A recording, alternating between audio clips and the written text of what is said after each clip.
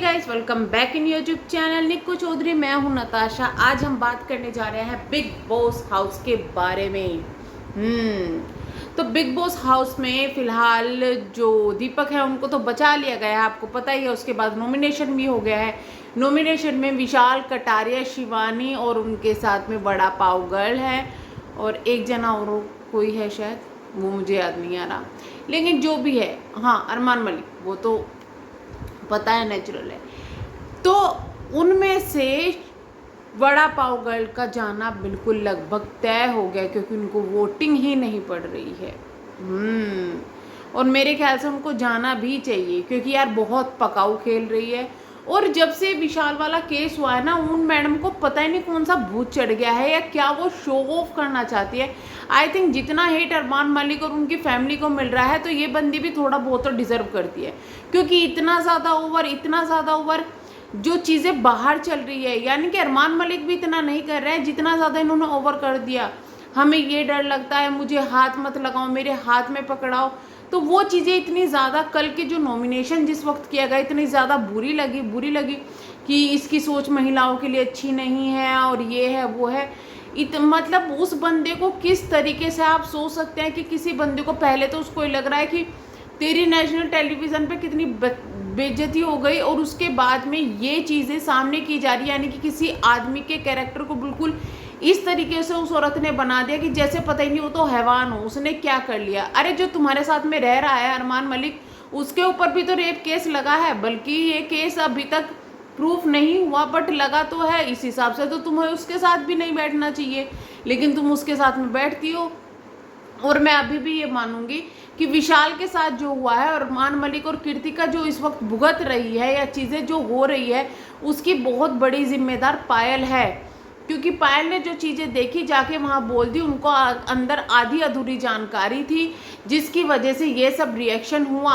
अब किसी आदमी को आप ये कहेंगे किसी के सामने, जैसे कटारिया ने बताया कि इसने कहा कि मुझे गिल्टी फील हो रहा है, फिर कान में कहा कि भाभी सुंदर लगती है, तो उसको आदमी को क्या लगेगा कि गिल्टी फील हो रहा है, सुंदर लग रही है, तो इसका तो कुछ गलत मीनिंग है।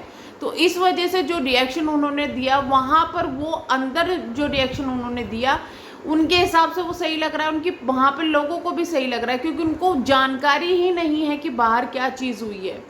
बट पायल भी फिलहाल यहाँ पे अपने आप को डिफेंस करती हुई नज़र आ रही है। आज की उनकी वीडियो देख के तो देखिए दुख हो रहा है कि हम मर जाए क्या, ये सब चीज़ें।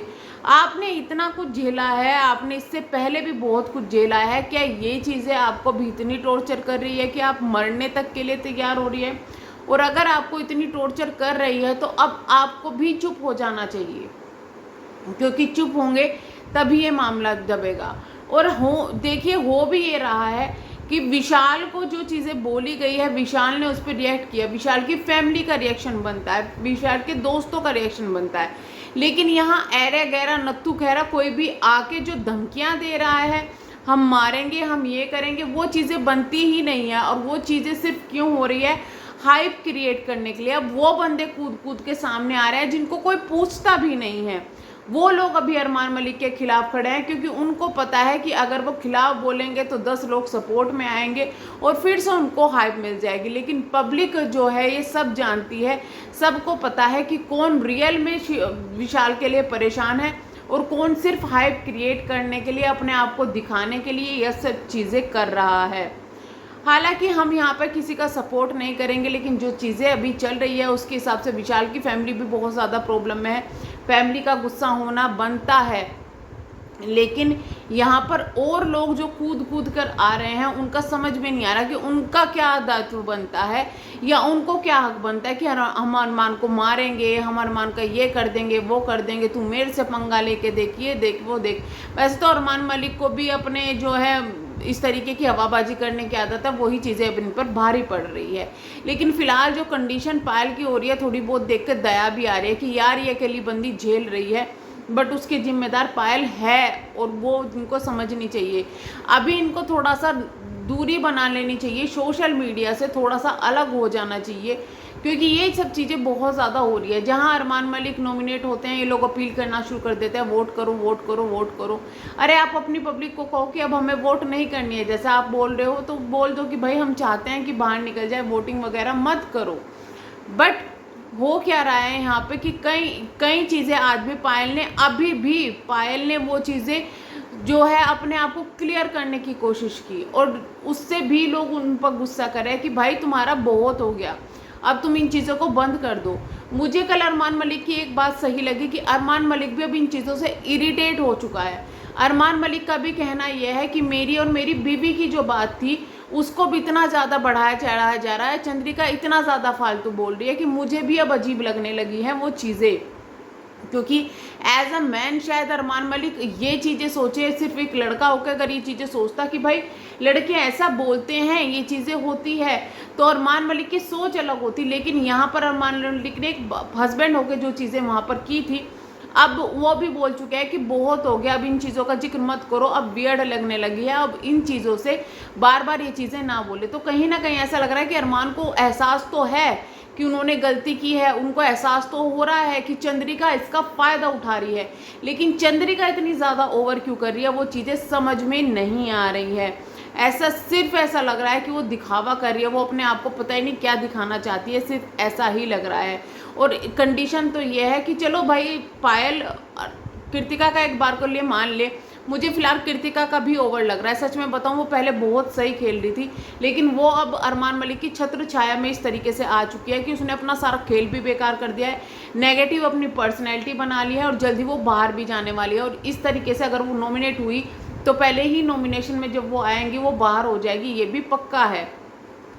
अरमान मलिक किसी तरीके से बच रहे हैं क्योंकि उनके से छोटे भी अभी खिलाड़ी हैं, और बिग बॉस भी उनको मसाले के लिए रखा हुआ है, सबको पता है। इसके अलावा बिग बॉस में होने वाली है एक और एंट्री, जी हाँ एक और एंट्री होने वाली है, जो कि किसकी है आपको पता ही चल गया होगा। अदनान शेख की जो एंट्री है वो होने वाली है अभी, शायद इसी वीकेंड के वॉर के बाद में वो एंट्री हो जाएगी। आप कितने एक्साइटेड है उसके लिए कमेंट बॉक्स में बताइएगा। मैं बिल्कुल एक्साइटेड नहीं हूँ, क्योंकि वो भी एक क्रिंज टिकटॉकर है और मुझे नहीं लगता कुछ करेंगे। सिर्फ जाके वो वहाँ पे कटारिया से लड़ेंगे, इससे ज़्यादा कुछ वो नहीं कर सकते और ना ही करेंगे, जो चीज़ें साफ है। इसके अलावा पायल ने एक बात और बोली अपनी वीडियो में कि एल्विश के लिए बोला कि द खबरी ने ये वीडियो वो डाला है एल्विश के लिए, सांप वाली बात। तो मैं यही कहूँगी पायल को कि ऑलरेडी बहुत ट्रोलिंग हो रही है, आप ऐसी हरकतें ना करें जिससे आपकी ट्रोलिंग हो और ज़्यादा। एल्विश आर्मी जो है वो अगर पीछे पड़ गई तो आपके लिए बहुत मुसीबत होगी।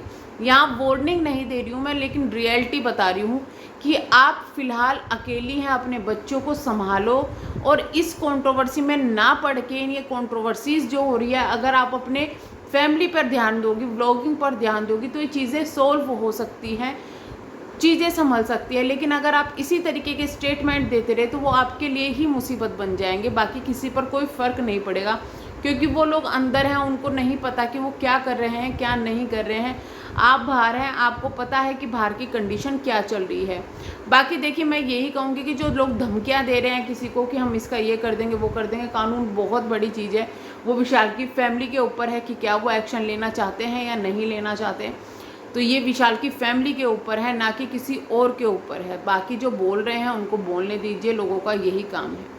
तो चलिए हम करते हैं वीडियो को एंड, मिलेंगे नेक्स्ट वीडियो में, तब तक के लिए bye bye, thank you so much.